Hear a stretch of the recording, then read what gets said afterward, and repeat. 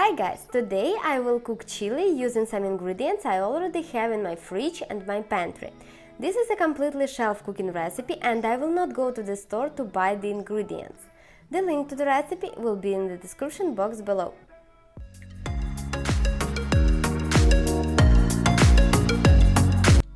My name is Irene and today I cook chili. This recipe I have in my cookbook for more than 8 years now and I love it. It's simple, it calls for pretty cheap ingredients you probably already have at home, and if you don't have some specific spices or some minor ingredients like bell peppers, you can always skip them or substitute with other seasonings you like. Kitchen is a place to experiment, so now let's start. Do you remember ground turkey we bought on our last grocery shopping trip? If you didn't watch that video, click on the link in the description box below or use a link that will pop up on top right corner of the video. So this frozen ground turkey I defrosted to cook chili soup for the next week. First I start with chopping some onions. I had a couple of onions that are starting looking not so good, and so I use them in this recipe so we'll not waste food.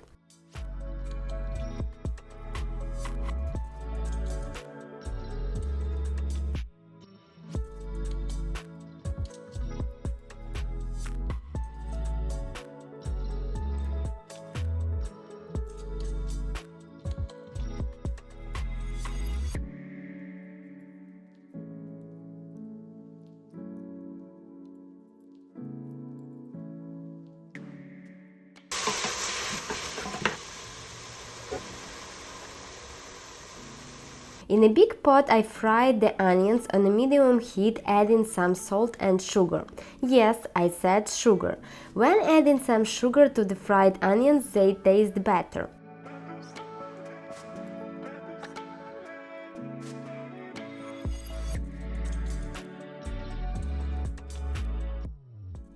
To the onions I add some frozen already shredded carrots I had in the freezer, mixed everything well and allow the mixture to cook for 2-3 minutes.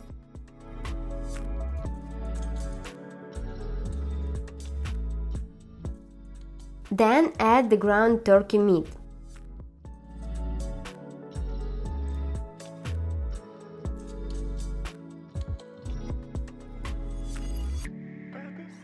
Stir everything well to crumble the meat. And saute until the meat will change its color and there will be no pink lumps.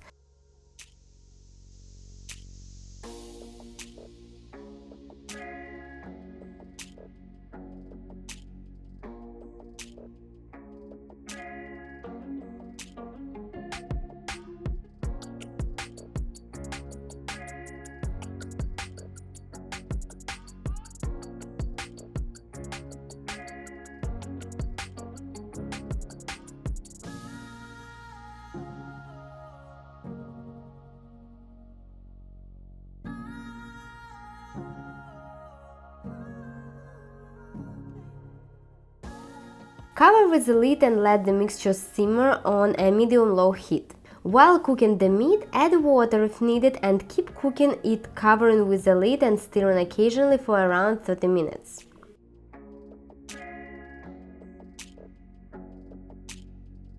Meanwhile, peel and cut the potatoes. I already have my potatoes peeled, so just need to cut them into cubes.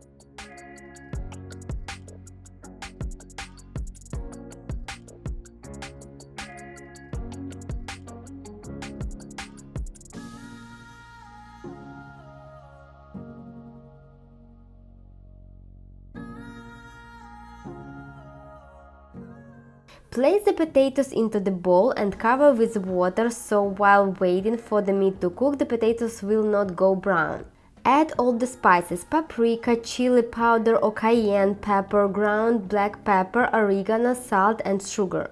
Start with the measurements you will find in the recipe, but then feel free to adjust them to your taste. This is kitchen. We create something tasty here and different people have different tastes. Someone prefers more spicy dish and will add more chili powder, and someone will skip sugar to reduce the amount of sugar in their diet. You know what I mean. You just add, taste and adjust if needed. Here I am adding my homemade broth concentrate. I keep it in the freezer and one 16 ounces tub lasts for like 6 months. This broth adds additional flavors to any savory dish I cook. So let's mix it in and continue with the rest of ingredients.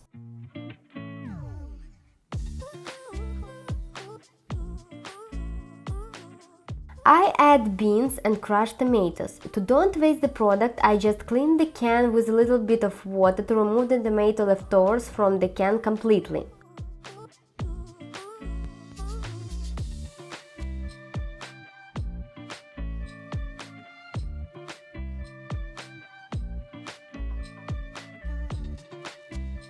Stir everything well, taste the soup and adjust the seasonings.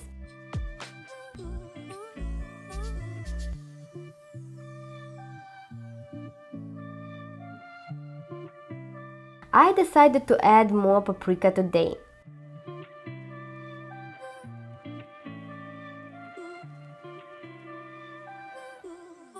Cover with a lid and on a medium heat cook for 30 minutes, stirring occasionally. You may add water if needed if the mixture is too thick.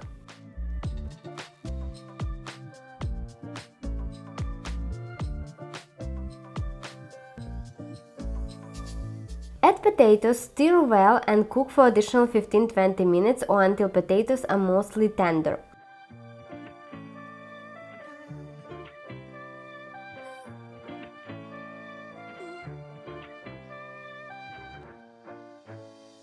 After about 15 minutes, start checking the potatoes. They should be soft and easily pierced with a knife.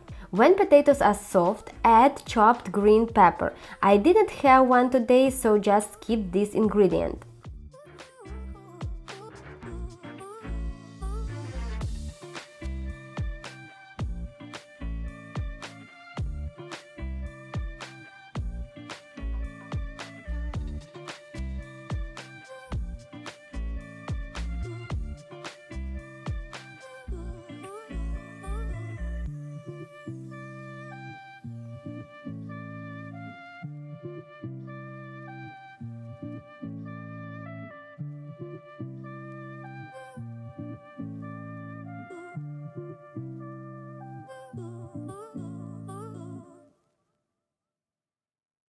Then add lemon juice or lime juice. Today I have lemon juice. Add the juice to your taste. You can add more or less than the recipe calls for. Then add minced garlic. I have some minced garlic always in the fridge in a small glass container, so I am just eyeballing it. This is about 3 cloves of garlic. And finally goes the chocolate. Believe me, you should try and add chocolate to your chili. Chocolate gives the soup that rich taste. I don't know how to describe it well, but you should try. Tell me in the comments below, do you add chocolate to your chili? Stir well until the chocolate is melted.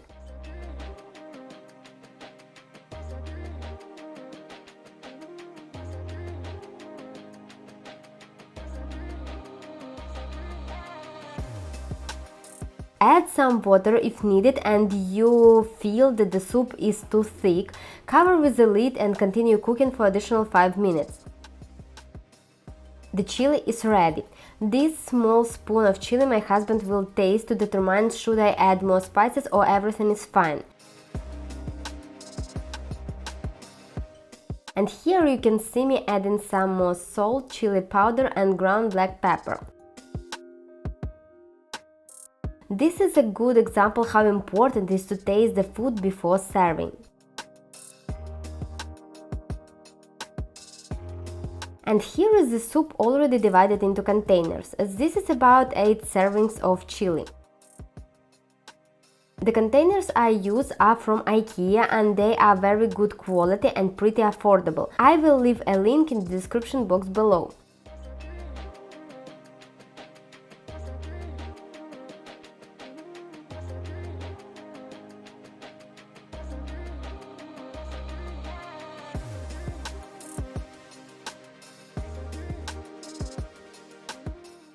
And here is how one serving of chili looks like. If you have kids, skip the cayenne pepper in this recipe. Add it directly into the plate for those adults who want to add some spiciness. Serve with 1 teaspoon of sour cream and a teaspoon of shredded cheese on top, but this is completely optional. Skip them if you have high cholesterol. Serve with chopped onions, tortilla chips and lime wedges instead.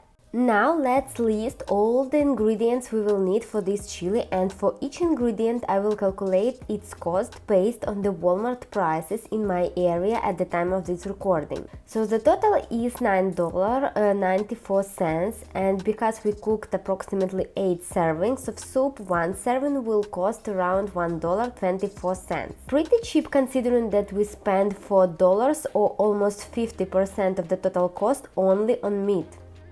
So it was quite easy to make this chili, and it will last for all 5 weekdays in our family.